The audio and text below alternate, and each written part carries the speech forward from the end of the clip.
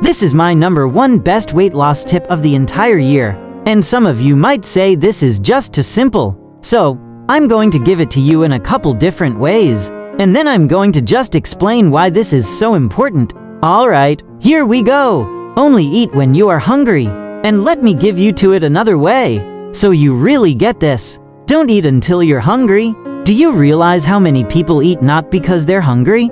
They're sad, or maybe they're tired and they want to get more energy. Many people eat for emotional reasons, and this really gets them into trouble. They're not listening to what their body is telling them. I know there's a lot of pleasure with eating foods, but there's actually more pleasure waiting till you're hungry and then satisfying that hunger with a good meal versus just eating food when you're hungry. And on top of that, even when we're full, we keep eating. It's like, how much food can I stuff down the pie hole? What we've been doing is training our bodies to associate food with stress relief, food with happiness, food with a lot of pleasure, to the point where we're constantly bloated. People wonder why we're on antacids, pills for bloating. There's just no more space in our digestive system. Also, think about what this does to your microbes. It's overwhelming the microbes. They have to work twice as hard. Same with your liver and your pancreas and your gallbladder and your stomach. They have to work overtime. So, a lot of people are in a situation where their food is controlling them. My whole goal has been to get people more in control over their body and food especially. What is the big problem of eating when we're not hungry?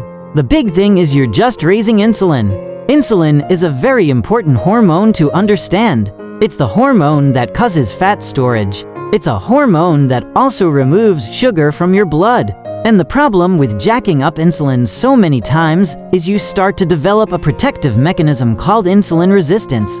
And now insulin doesn't work like it used to. This is why 80% of the population, maybe more, has insulin resistance that rarely do the doctors ever test for. And of course, this leads to more hunger because eating increases hunger because of the spike of insulin. The excess food has to be converted into fat around your midsection and your liver. And then when that's filled up, it goes throughout the organs called visceral fat.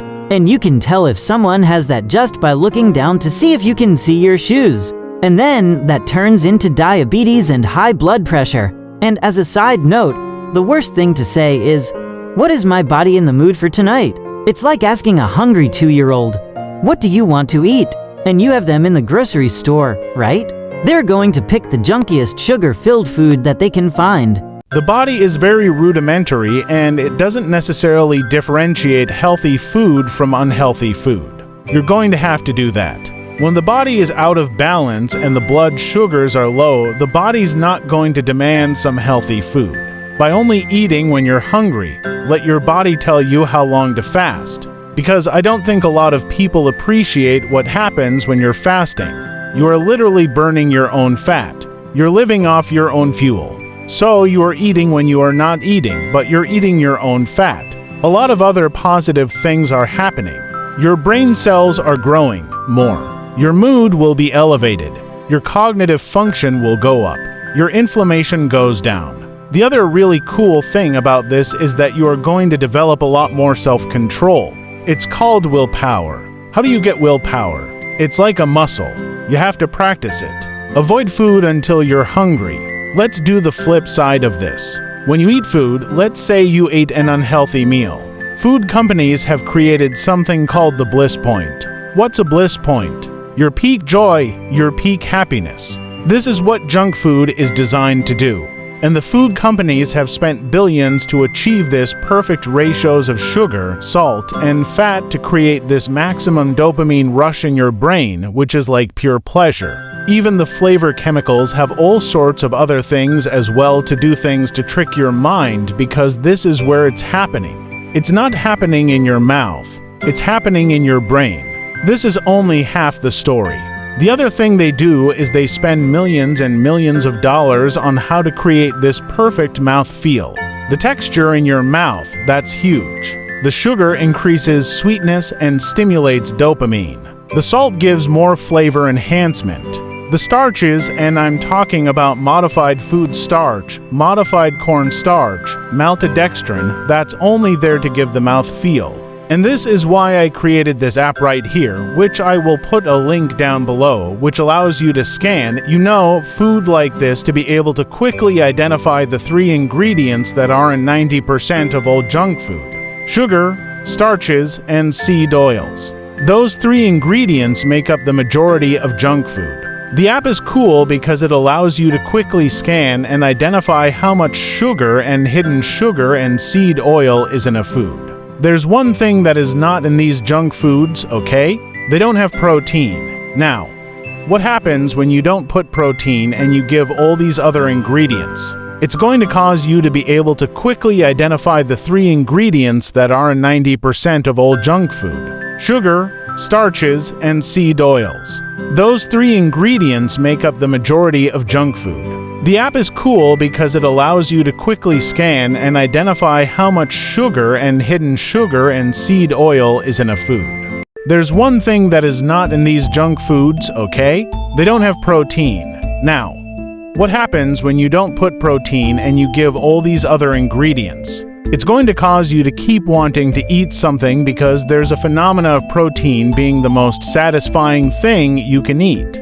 There's no protein in there. You'll never be satisfied. In fact, an insect, an animal, and even a human will keep eating until they satisfy their protein requirements. The other thing that's missing in here is the nutrients. If you take a food and it's empty with nutrients, you're also never going to satisfy someone. If you just eat when you're hungry and then the foods that you eat are nutrients, a high-quality protein will be the most important thing to focus on to satisfy you, to also help give your body what it really needs, which is nutrients and protein. The 2 things that are missing from this right here, the food companies came up with this slogan, everything in moderation. No, because a little bit of this is going to cause you to be hungry an hour and a half later. Another one they came up with is there's no bad food. That's another lie. There are foods that are really bad. Let me just mention hunger for a second because we really have to be in tune with our stomach and the rest of the body through the day.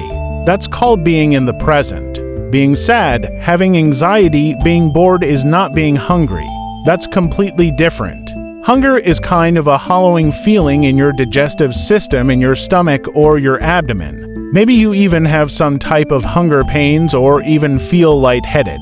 I don't want you to get to that point. I wouldn't recommend waiting till your body is irritable before you eat because your blood sugars crashed or you have some type of mental change. I don't recommend you wait till that happens. I also don't recommend waiting until your energy completely crashes. We're not trying to get you to the point where you're starving.